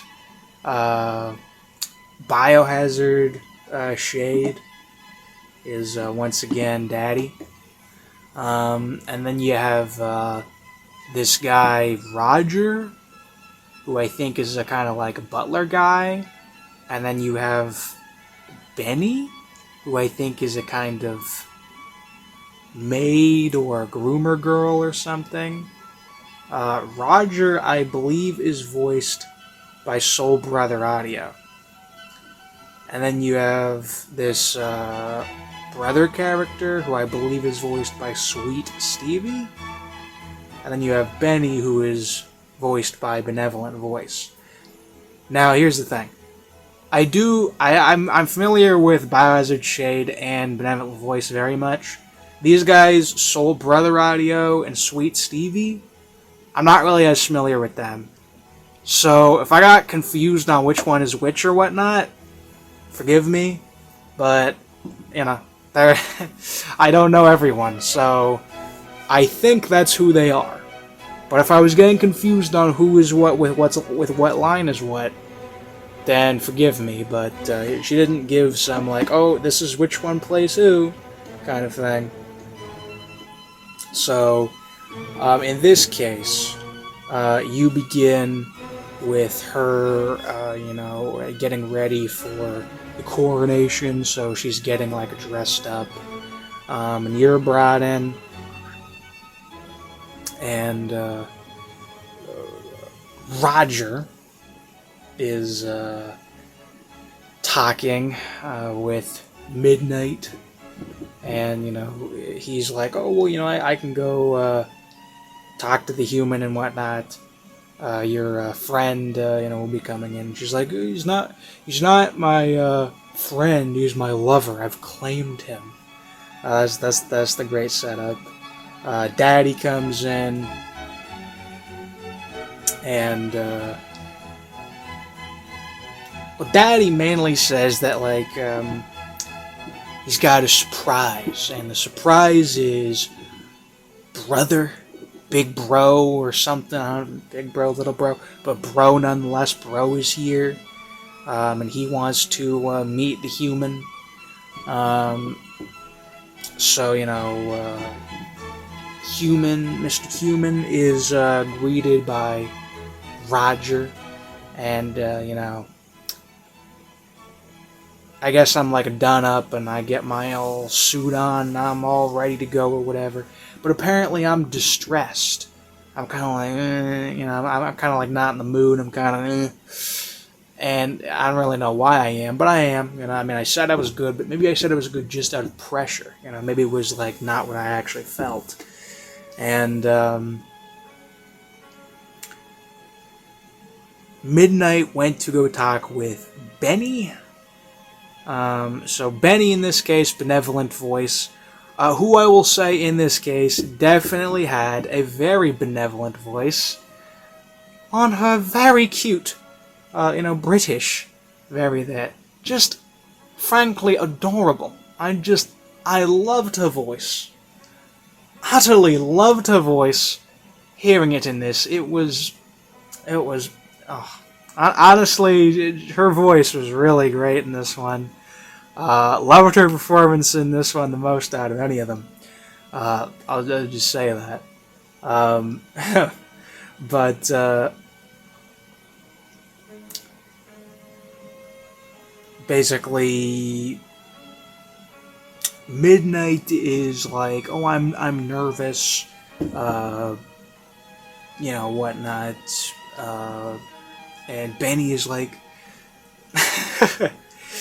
you're a beautiful and charming demoness, and whatnot. You'll ascend to the throne, and you'll do great, whatnot.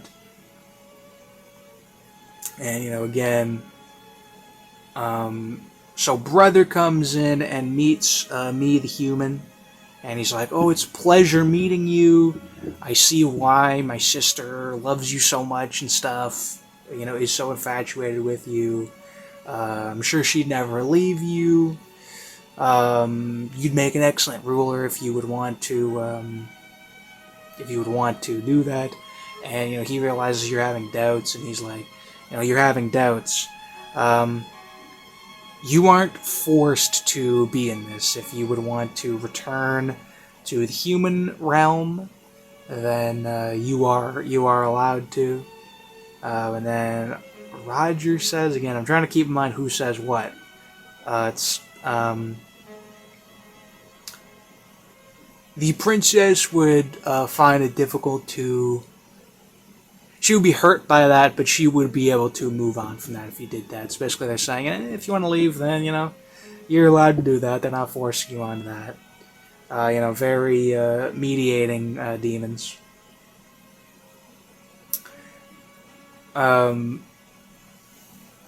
But at that point,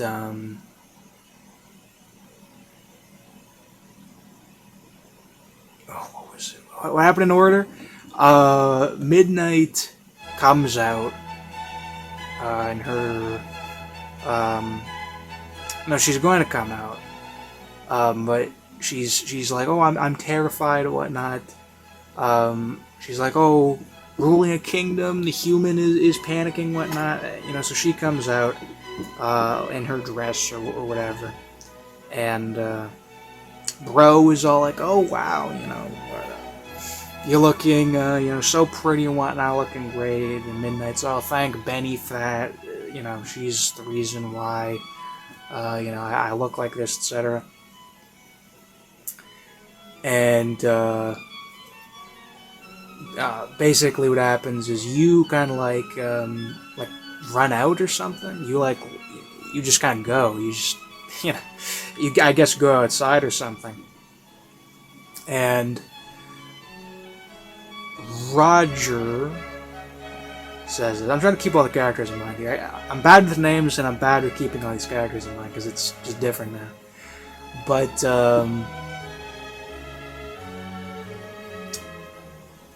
Roger comes and tells everyone that you went out. So then Benny and Roger go after you, and then Midnight talks to Daddy for a bit. Midnight goes, with Daddy says, this is going to be a wonderful coronation. It's going to go great. We're going to find the human. If we don't find the human, I forgot to put on the edgy voice. I don't really need to. If we don't find the human, then we'll go through with the ceremony anyway.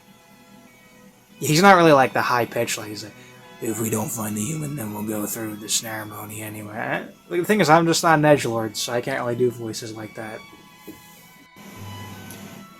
Roger says, why don't you talk about how you feel to the princess? And then Benny is all like, oh, what an excellent idea, Roger. Again, they're kind of interrupting each other as it goes, but so she brings Midnight in, and Midnight, goes, oh, so you're having doubts. She says, oh, I won't force this on you, it's what your choice is, your choice in the situation. And Benny says, well, how about you let the human talk without interrupting? And then, she basically says, you have the choice of becoming, King of the Demons, basically, or, co-King of the Demons, I guess you would call it. Or you can,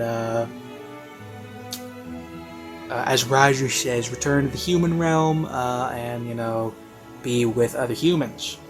And, Benny, then says, well, what will it be, human?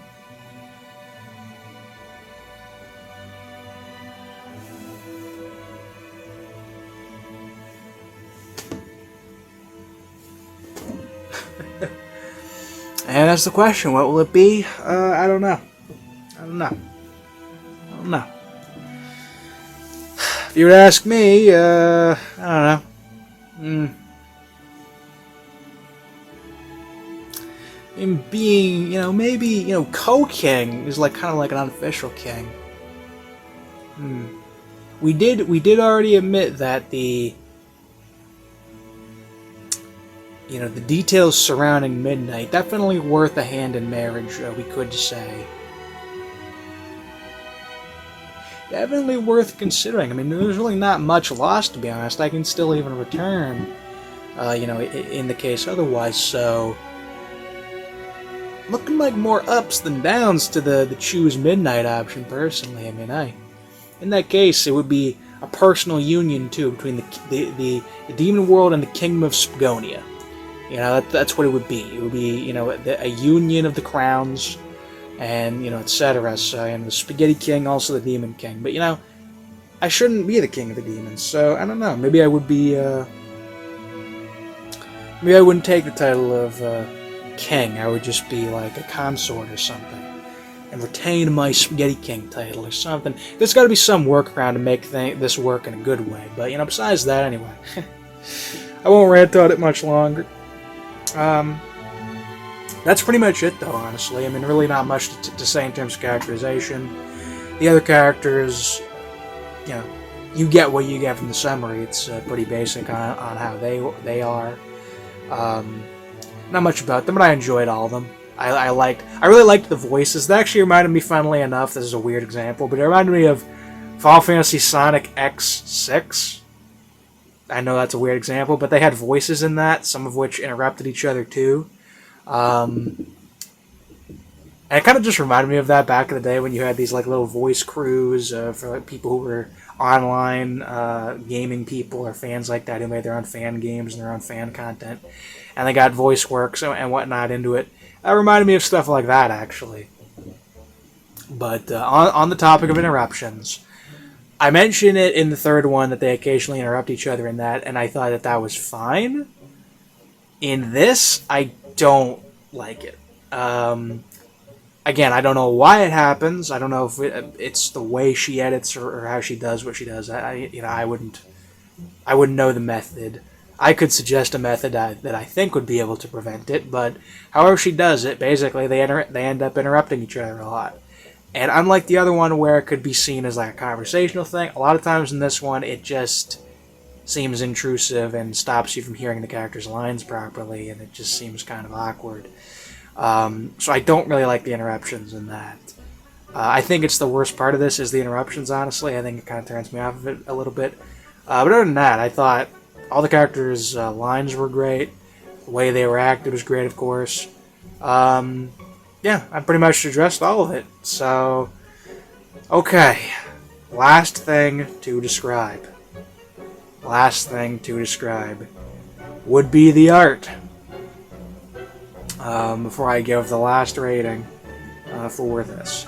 So, the art, you have this girl, she's wearing white jeans, got a belt on there, she's got this black long sleeve shirt there, she's got a little armband on her left arm, I believe, she's got black hair, the pale skin, all that.